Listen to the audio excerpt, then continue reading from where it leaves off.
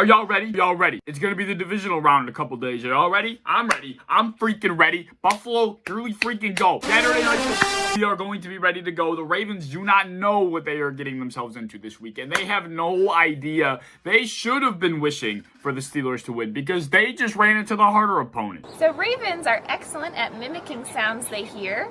Mischief, can you say hello? Nobody circles the wagons like the Buffalo Bills. Good for... What's going on, y'all? It's the Caveman back at it again with another video. And you know what? Like, obviously, you know, division. If you don't know, you live under a rock. And I'm sorry to tell you that. I'm sorry to break the news to you or burst your bubble that if you do not know the Buffalo Bills play the Baltimore Ravens Saturday night for the divisional round, then I'm afraid that you live under a rock and you are not very aware of your surroundings. But what a weekend we have coming up. 4 very good games, but of course the most important one being the one that, entertains the Buffalo Bills versus the Baltimore Ravens. This game is going to be a fantastic game. It's going to be probably even better than the Colts game. I would, like to hope it is in the sense that we win, but I also don't hope it is because how close the Colts game was. I don't want, like, another thriller like that. I don't know if my heart can handle that. I do feel like the game plan against the Ravens is a lot more simple than it would be against the Colts, considering how one-dimensional the Ravens are on the offensive side of the ball. But first, I want to touch on how the hell did the Ravens get to where they are? I don't know. I thought for sure the Titans were going to be able to beat them, but I guess that wasn't the case.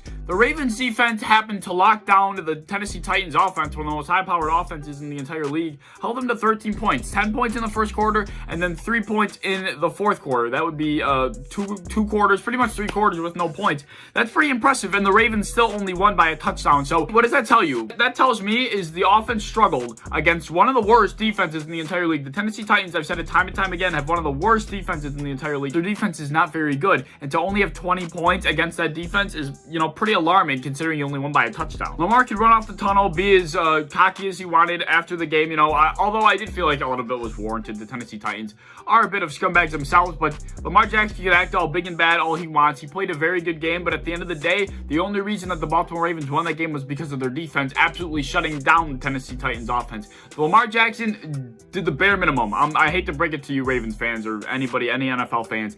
Lamar Jackson did the bare minimum. He was able to get away with just running the ball, and his defense did the rest. I don't know how the hell they shut down that offense so well, but they did, and that was why they won that game. If the Tennessee Titans have any sort of regular week, I think they win by probably 14 or 21 points. So for me, personally, the biggest issue in this game coming up on Saturday night is their defense. And we're going to have to crack that defense, and it's not going to be easy. I personally don't even see Lamar as the biggest threat. I just see their defense, their defensive line, their secondary. Everything about that defense is going to be the biggest threat to us instead of Lamar. Lamar, of course, is going to be a threat. He always is and always will be. But just knowing how well the defense has played, the narrative for that team all year has been their defense carrying them through wins, and Lamar Jackson putting up enough points to get them over the hump. So are they going to be able to get away with doing that this week? I don't think so. Tennessee Titans had a very hard time containing Lamar Jackson and stopping the power run scheme that they do run out of. They actually did, like I said, have a 10-point lead, the Titans did, and they still were gashed on the ground. Lamar Jackson had a big 3rd and 9 run, 50-yard touchdown run, which was pretty much what gave them all the momentum that the Ravens needed to get the ball rolling on offense just a little bit, because they were stymied pretty bad at the start.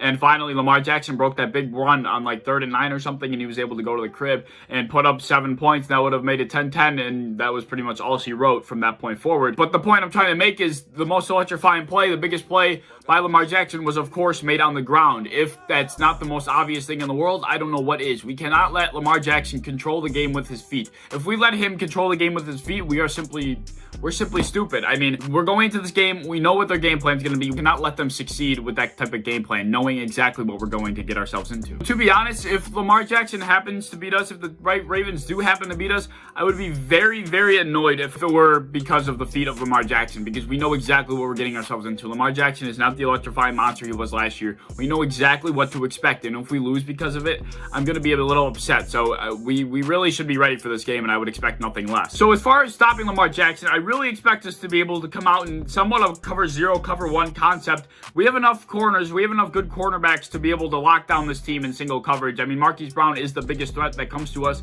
and if Trey White, I'm assuming, will be on him for the majority of the game, even if Levi Wallace or whoever it may be is on Marquise Brown. Marquise Brown has not been too hot this year. He's been hot over these last couple weeks. He's had a little bit of a hot streak going, but we should be able to shut Marquise Brown down with the type of cornerback talent we have. And Mark Andrews is the other threat through the air that they have as well. After this week against the Colts, we were not fans of the tight ends. We got gashed by tight ends, but granted, there were also 3 other tight ends on the field for the Colts. There's only really one threat of a tight end on this team, so I really don't expect us to be gashed through the air by tight ends once again.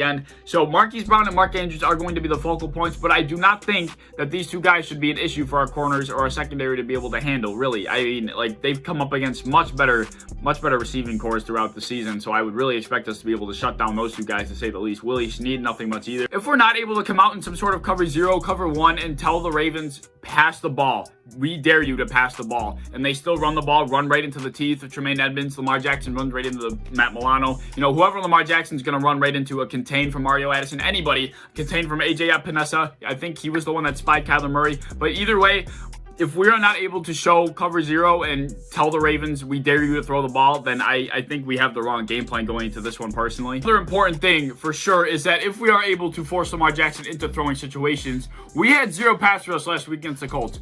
Lamar Jackson is going to have to get pressure. We must pressure Lamar Jackson. We must force him to scramble. We must force him to pull the ball down when he must throw the ball. We must force him to pull it down and run right into a trap, because if Lamar Jackson is able to throw the ball, then we're going to be in a really dark place. So we must get a pass rush on Lamar Jackson. We must make him uncomfortable in the pocket. We must trap him in the pocket and force him down to the ground. That is going to be the main key to our defense, is being able to contain Lamar Jackson and get a pass rush going. We must have a pass rush going, because once we're able to get to the point of stopping run by Lamar Jackson and the power run by the Ravens offense, once we're able to get to a point, we must be able to get a pass rush. The Ravens offensive line is not bad whatsoever, but we are still going to have to get a push and make Lamar Jackson uncomfortable when he's throwing the ball. As far as our offense goes, we cannot turn the ball over. This is going to be a game that is crucial when it comes to turnovers. Ball security is going to be the #1 most important thing. I've said it time and time again when talking about the Ravens. These guys force turnovers left and right. Those quarterbacks will punch the ball out. We cannot be fumbling the football against these guys. If we give the offense of the Ravens more opportunities than we get on our offense, we are going to lose this game, because the Ravens are going to chew the clock more than ever. They are a run-first team. Lamar Jackson and J.K. Dobbins and Gus Edwards, they will grind the clock out, and we will have no time for our offense to go to work. We cannot turn the ball over in this game. If we turn the ball over, we will be our own enemy. Obviously, that goes against any team, but I feel like turning the ball over against a team like the Ravens, when they just dominate the clock with the way they run the ball, will be an absolute issue. So we have to limit. We cannot turn the ball over. Lamar is going to chew us on the ground if we turn the ball over. Josh Allen needs to be secure with the ball. Our receivers need to make sure they're holding on to the ball. Whoever's running the ball, I will get to that in a second, but whoever's running the ball, we must be careful with the ball. Ball security is the #1 important thing going into this game. We did bring in Devontae Freeman. He is a running back. He was a former running back for the Atlanta Falcons. He was their #1 running back for a couple of years. He was very good over there. He was on the Giants. Most recently, he was let off on the IR, but now we did bring him in for running back depth since Zach Moss did get injured. That is too unfortunate to see, but we brought him in for some depth. I do not expect to see him this week because he will not know the playbook. I don't even know if he'll get through COVID protocols, all that other, stupid bullshit. So I do not expect to see him this week particularly, but I do potentially think we might see some Antonio Williams. Also, considering the weather, it's supposed to be shit. The weather is supposed to be dog shit. It's going to be cold, snowy, not going to be the best passing conditions. So we are going to have to be able to run the ball, and I believe we're going to be able to do that. I believe we can run the ball. And if we bring up a guy like Antonio Williams to do that, that will only be helpful. I expect to see a heavy dose of Devin Singletary as well, whether it's on the ball or, screen passes, anything. Devin Singletary must be involved in the offense this week. But I would love to see some Antonio Williams because he seems like a guy that can absolutely run between the tackles and get you those extra couple of yards that you're going to need to get that first down or to get to the goal line or anything. He's just that ground and pound, and he will roll through you. The dude's a bowling ball. Going off the weather factor, this is a game where if we are even able to force Lamar Jackson to throw the ball, he can't throw in good weather.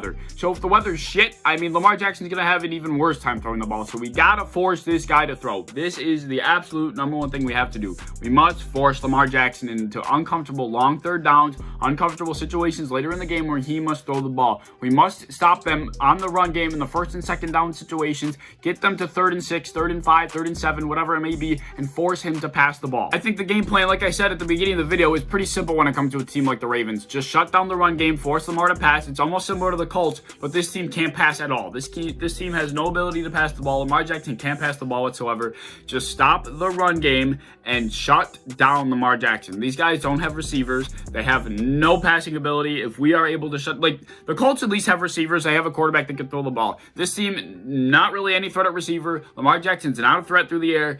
This is a game we must just shut down the run and we win the game. Still expect our pass game to be very dominant as it usually is. If I see Brian Dable run more than 7 design runs with Josh Allen, I might go and, tell him off myself. But Brian Dable, please do not pull the stunts you pulled last week. We don't need Josh Allen getting hurt, especially in the middle of a close game or in a game at all. We don't need Josh Allen hurt at all, all right? So the design runs need to cool it. We need to just be able to be smart with the ball. If passing's working, pass the ball. If running's working, run the ball. But for some reason last week, he wanted to run the ball so much when passing was working just fine. Brian Dable, keep it simple. Do your trick plays. You know what the hell you're doing, dude. You proved you know what you're doing. Just please don't get stupid this week, please. So that's my breakdown of the game Saturday night. I believe we absolutely should come out on top. I don't think there's a game that we are necessarily the underdogs in until maybe next week when we come out on top in this game, of course. I would consider us maybe an underdog next week, but even then I don't think we are. So this is a game we should absolutely win. I would be also disappointed if we lost this week. I'm glad we got the monkeys off our back last week. I think that was, first playoff game, the jitters, the nerves. I think that was getting to us, but now we got that monkey off our back. Last year, we did play this team. We lost them 24-17. Lamar Jackson was, obviously Lamar Jackson was Lamar Jackson last year. The guy was a different breed. We only lost by 7 points. We only lost by a touchdown. This is a game where I feel like we are the better team this time around. We are the better offense. We're not the better defense, but we're the better offense. And we only were held to 17 points last year. So I expect a little more than that. The Ravens only had, not only, but the Ravens scored 24 points. So I think we have an offense this year that can eclipse a 24-point barrier. I don't see the Ravens being able to put up more than 24 points this year either. They struggled against the Titans defense, so I think they'll struggle against our defense. So yeah, this is a game we should absolutely be coming out on top in. I would be more than disappointed if we didn't. No matter who our opponent is, we should be able to get through these first 2 games. And if not, then I'll be a little bit disappointed. But nevertheless, this is a game we will come out on top in. I am very excited for it. Let me know what you think of the game. Let me know your predictions. Let me know what you're afraid of, what you're not afraid of, what you're confident in. I want to know down below. I love having conversation with you guys. Thank you for watching. If you enjoyed the video, like, subscribe, do all the fun stuff, and I'll see y'all in the next one. Peace.